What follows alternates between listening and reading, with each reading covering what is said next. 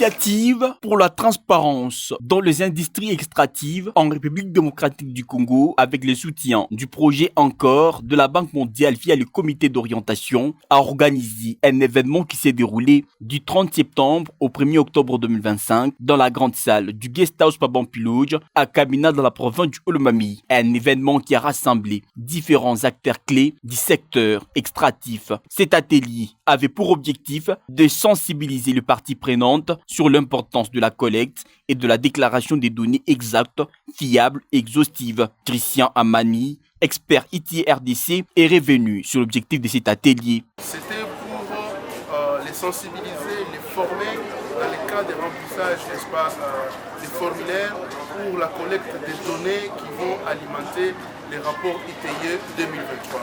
Donc il était donc question non seulement de rappeler ce que c'est l'ITIE, la norme ITIE, les exigences de l'ITIE, mais surtout et surtout d'informer et de faire savoir les données qui sont attendues pour pouvoir, n'est-ce pas, avoir un rapport qui a des données complètes, donc exhaustives, des données fiables et des données pour lesquelles nous pouvons nous sentir tous convaincus qui vont être dans les rapports ITIE RDC 2023 et qui va être publié au plus tard cette année à la fin de 2025.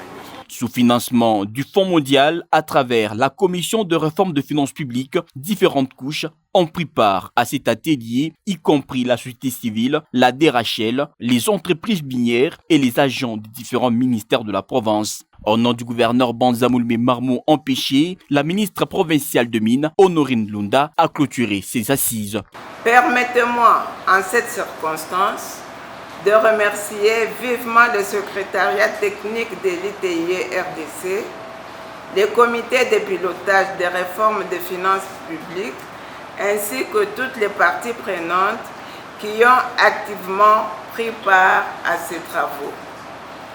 Vos échanges, vos contributions et vos engagements témoignent de la volonté collective de faire avancer la transparence et la bonne gouvernance dans la gestion de nos ressources naturelles. Il est essentiel que chaque administration, chaque entreprise et chaque entité impliquée joue pleinement son rôle afin que le rapport à venir reflète fidèlement l'impact du secteur extractif sur notre économie et sur la vie de nos communautés.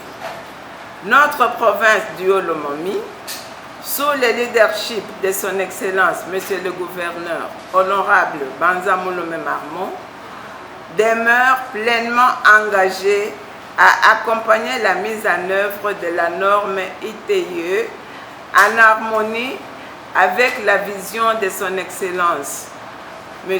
Félix Antoine Tshisekedi, président de la République, chef de l'État, qui place la transparence et la bonne gouvernance au cœur de l'action publique. Que chacun de nous continue à porter ce message de rigueur, de redevabilité et de responsabilité. Mesdames et messieurs, je vous remercie pour votre participation et vos engagements. Je vous souhaite plein succès à la suite du processus ITIE RDC 2023.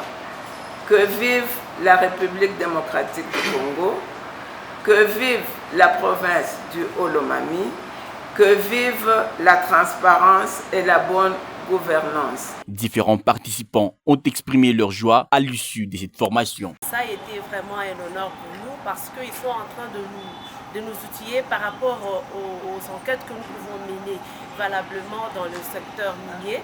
Et aujourd'hui, là, on a clôturé avec les formulaires qui devaient être remplis aux des échéances dans des entreprises au service de redevance, là que les miniers vont placer leurs taxes et redevances. Alors vraiment, ça a été un honneur et nous disons merci beaucoup à cette organisation ITIE